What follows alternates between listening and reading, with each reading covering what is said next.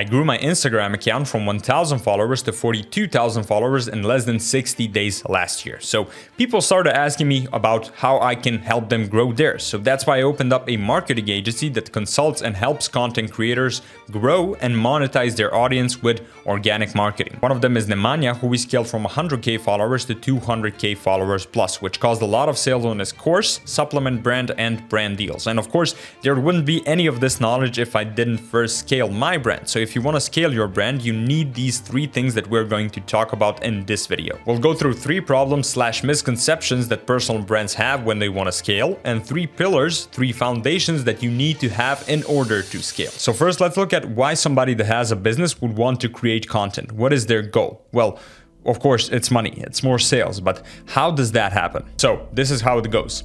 You make a good piece of content, you post it, then somebody looks at it and says, wow, this jacked guy that works out without his shirt on looks very good and has good information. Then they go look at more of your stuff, they develop trust with you, they develop trust with your brand, then they see what you have to offer, and then if they trust you enough, they buy. The good thing is that if you are a cool jacked guy, you will probably attract other cool jacked guys who have the same interest as you have and that want to buy your stuff because they are your target audience. I work with like 10 coaches, fitness trainers, realtors, and they all know that in this game, content is king. And if you can separate yourself from the masses and build a unique brand using content, you will make money. You want to make money using content? Cool, me too. Let's dive in. So the 3 biggest misconceptions that people who create content have, and these are in chronological order, meaning they happen right after another, is first, I post but I'm shadow banned. And this happens to people from around 10 to 50k followers. The second one is, I can't create this much content, I don't have the time. And the third one is, I don't want to bore my audience. I heard that posting a lot is bad for your algorithm and bad for your audience, and that your audience will become sick of you. Let's break down each one. First, I'm shadow banned. And creators who have a lot of success already tend to say this a lot because their content doesn't seem to work. The same style doesn't seem to work anymore. And I hate to break it to you, but you're not shadow banned. And instead of you being shadow banned, 2 things occur. First, you're not posting enough. Or second, which is more likely, or the first one is more likely, but the second one is usually the case with creators who post a lot, is that your content is not good enough. So it's either one of these 2 things. And some of my clients even told me that the big pharma is trying to cancel them and silence them on Instagram because they're giving some cool nutritional advice, but all that is simply bullshit. Instagram works like this. You keep people on the platform by making content. By creating videos, you keep other people watching your videos, meaning Instagram keeps them on the platform. And if Instagram was to silence you and to not show your post enough and to not show the videos to people, they would basically be doing counterproductive things to their platform, which is, as I said, counterproductive. It's not good for Instagram, and that's why they are not doing it, and that's why you're not shadow banned. Second objection, I don't have time. And when I tell people that they're not shadow banned, that they're just not posting enough or that their content is not good enough, they instantly jump to this second conclusion.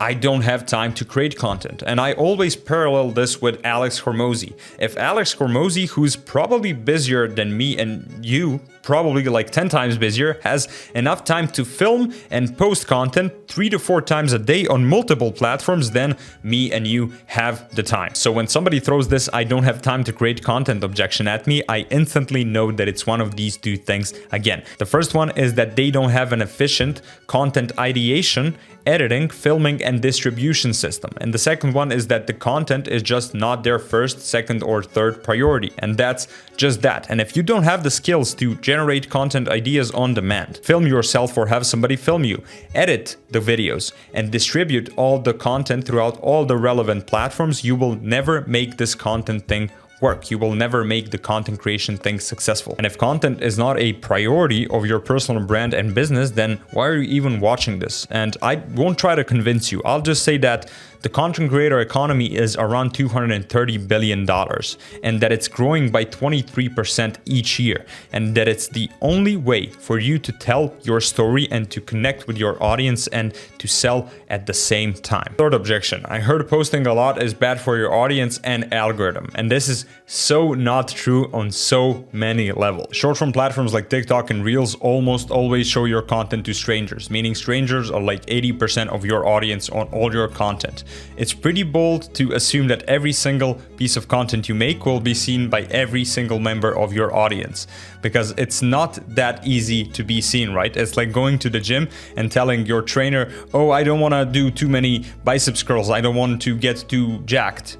Well, you know, it's not that easy to get jacked. It's a lot of hard work. Just like content. I mean, even if the algorithm worked like that, even if somebody found you boring, it's not like you're gonna get a medal for posting the right amount of content. It's not like God's gonna come from heavens and say, oh, you get a blessing because you posted the right amount of content. It's not something you should worry about. Just post more and don't worry. Worry about helping more people and growing your business. That's what you need to worry about. Now, let's go through the 3 most important things that you need to have when creating content. And these are the foundations for you to scale. If you don't have these, you will not be able to scale your brand profitably with organic content. So listen carefully. The first one is volume, and the solution to like 80% of things in life is just doing more. That's a cheat code, but you're probably not posting and creating enough content for people to actually notice or care about you. Yeah, but I'm posting 3 times per week or every day. Yeah, it's like when a skinny kid tells you, yeah, I eat so much, but I can't gain weight. No, you don't. You don't get enough calories in. I can see it. You're not getting enough calories in. You're not doing enough. No volume. So if you're not posting enough, or at least like once or twice a day, you're not doing enough volume. The second thing is that you need to know exactly who you're talking to. So if you're a fitness trainer who coaches people for their first 6 months in the gym specifically to maximize muscle growth and weight loss, then talk about dieting tips in the beginning. Talk about types of training programs they need. Talk about compound movements and why that's better for them than just isolation movements. And the trick here is to only talk to your desired audience, to have a persona and to only talk to them, not anybody else, only to them. If you don't have your ICP, which stands for Ideal Customer Profile, then you need to make one, because those people are your target audience. And you should know a couple of things like their age, what questions they have, what answers can you give them, what they need, what their problems are, etc., etc. And I'll give you an example on why this is important. Let's say you're selling a training program for everybody for $20, but then you realize, oh, I need to narrow this down a little bit, and now you're selling a training program for men over 30.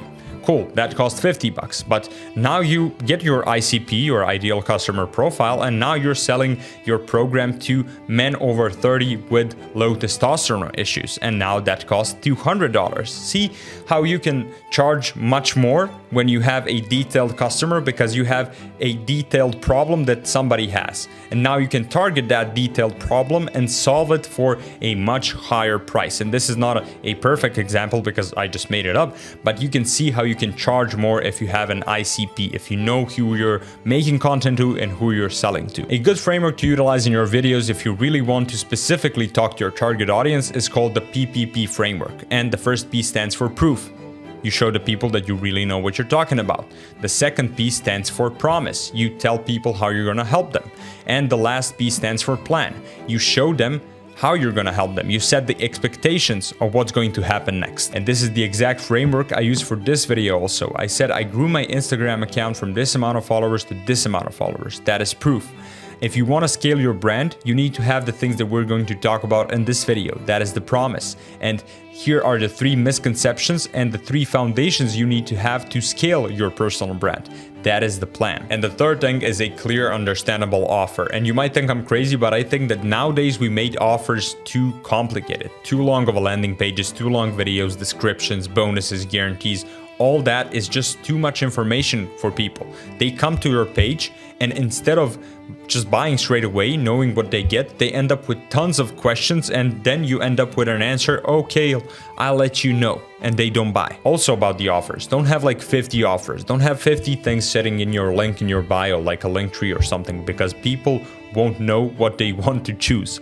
Like, remember, when you come to a restaurant and you see like 500 dishes on the menu, you don't know which to choose, so you ask the waiter, and the waiter is like, oh, you have this one, or this one, and then you pick this one. So be the waiter, do the job for them. Pick like 1 to 5 offers max and offer that and push that only. A low ticket, a mid ticket, and a high ticket. Then through call to actions in your content, you can send message automations to people for your low ticket offer, then funnel them to the mid and high ticket. But we'll talk about that in another video. Okay, so here's your reminders and a checklist for scaling on social media. Reminders: you're not shadow banned. Making content is not as hard as you think. You just need to make it efficient. Your audience won't get bored of you because that's not how the algorithms work, and you don't have a big audience yet. Checklist: post more, 1 to 2 times a day for at least 6 months. Find your target audience and talk to them, and make your offers so easy to understand and don't have too many of them. That's it. Reach out to me if you already have an audience, a link in the description, and get to work.